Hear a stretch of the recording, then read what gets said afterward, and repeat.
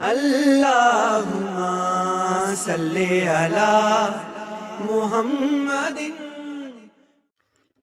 اعوذ باللہ السمیع العلیم من الشیطان الرجیم من ہمزہ ونفخہ ونفثہ۔ السلام علیکم ورحمۃ اللہ وبرکاتہ۔ آج ہم انشاءاللہ تعالی اسماء الحسنی میں سے دو بابرکت نام القابض اور الباسط کے بارے میں جانیں گے۔ القابض یعنی اللہ تعالیٰ کی ذات ہی ہے جو موت کے وقت روحوں کو جسموں سے قبض کرتی ہے، اور الباسط کا مطلب وہ ذات جو زندگی دینے کے لیے روحوں کو جسموں میں پھیلا دیتی ہے۔ تنگی اور کشادگی سب اسی القابض اور الباسط کے اختیار میں ہے۔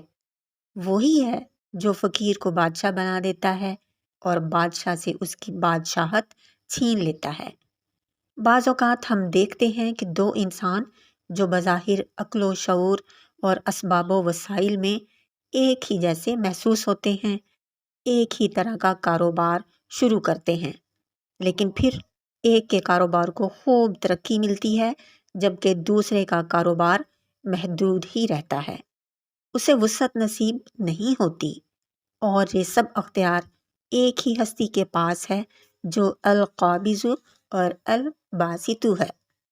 اور اسی چیز کو قرآن کریم میں طالوت کے واقعہ سے سمجھایا گیا ہے کہ جب بنی اسرائیل نے حضرت شموئیل علیہ السلام سے درخواست کی کہ ہم پر کوئی بادشاہ مقرر کر دیں، اس کے ساتھ مل کر ہم دشمن سے جہاد کریں گے، تو اللہ تعالیٰ نے طالوت کو، جو ایک غریب اور محنتی آدمی تھے، ان پر بادشاہ بنا دیا، جبکہ بنی اسرائیل طالوت کو اس قابل نہیں سمجھتے تھے۔ لیکن اللہ تعالیٰ فرماتے ہیں، سورۃ البقرہ، ترجمہ ہے، اللہ تعالیٰ جسے چاہے اپنا ملک دے، اللہ تعالیٰ کشادگی والا اور علم والا ہے۔ یعنی کہ فراخی اور تنگی یہ نہ عقل کی کمی اور زیادتی پر منحصر ہے اور نہ ہی انسان کی اپنی قابلیت پر، بلکہ یہ چیز صرف اللہ تعالیٰ کی دین ہے، جس کو چاہے جس حال میں اور جس طرح رکھے۔ اسی طرح ہم یہ بھی دیکھتے ہیں کہ بہت پڑھے لکھے سمجھدار انسان پر روزی کے اسباب تنگ ہوتے ہیں، لیکن بہت سے لوگ ایسے بھی ہوتے ہیں جو روزی کمانے کے ہنر سے نا واقف ہوتے ہیں، لیکن ان پر روزی کی خوب فراوانی ہوتی ہے۔ اسی بات نے تو عقلوں کو حیران کر دیا ہے، اور کمزور ایمان والوں کے لیے یہی چیز دل کی مضبوطی کا باعث بن جاتی ہے کہ روزی کے خزانے صرف اللہ جل جلالہ کے قبضے میں ہے۔ اسی طرح مشکات کی ایک حدیث ہے، یہ دعا پڑھنے کی برکت سے اللہ تعالیٰ 70 تکلیفیں دور کر دیتا ہے، جن میں سب سے کم درجے کی تکلیف تنگ دستی کی ہے۔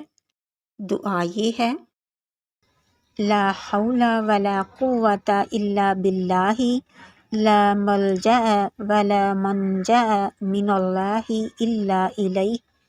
نہیں ہے طاقت نقصان سے بچنے اور نہ فائدہ حاصل کرنے کی اللہ کے سوا، اور نہیں ہے جائے پناہ اور نہ جائے نجات اللہ سے مگر اسی کی طرف۔ اللہ تعالیٰ نے اپنی نعمتیں ایک خاص اندازے سے دنیا کے لوگوں پر نازل کی ہیں۔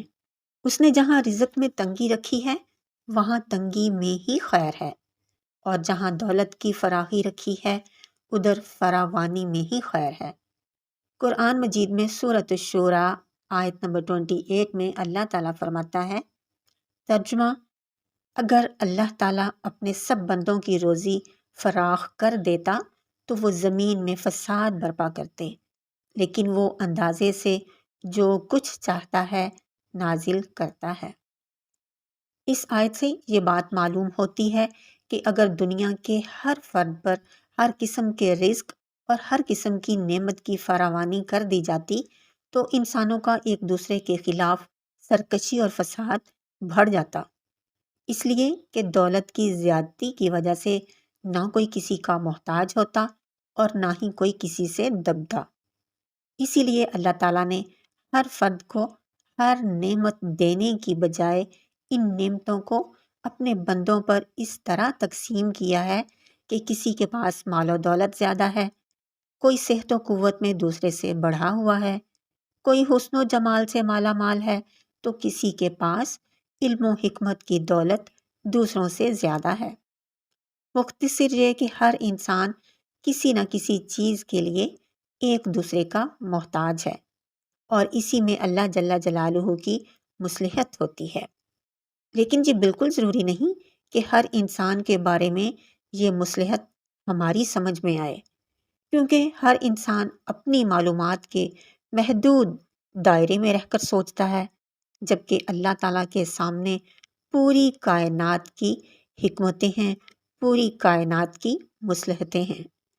اس کی تمام حکمتوں تک رسائی ممکن ہی نہیں ہو سکتی۔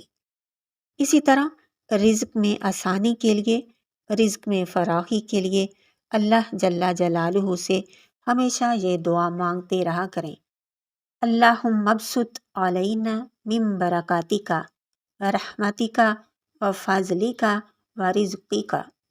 اے اللہ، تو ہم پر اپنی برکتوں، اپنی رحمت، اپنے فضل اور اپنے دیے ہوئے رزق میں فراخی نصیب فرما۔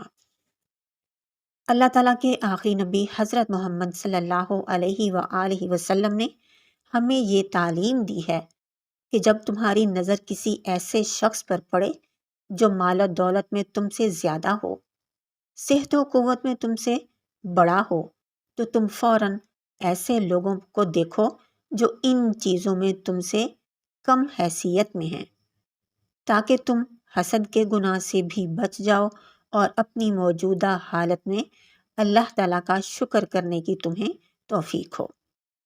لہٰذا انسان کو چاہیے کہ وہ تنگی کو اللہ رب العزت کی جانب سے انصاف جانتے ہوئے اس پر صبر کرے، اور فراخی کو اللہ تعالیٰ کا فضل سمجھتے ہوئے اس پر شکر ادا کرے۔ اللہ تعالیٰ سے دعا ہے کہ ہمیں ہر حالت میں شکر ادا کرنے کی توفیق عطا فرمائے۔ جزاک اللہ خیرا کثیرا وبارک اللہ فیکم۔ السلام علیکم ورحمۃ اللہ وبرکاتہ۔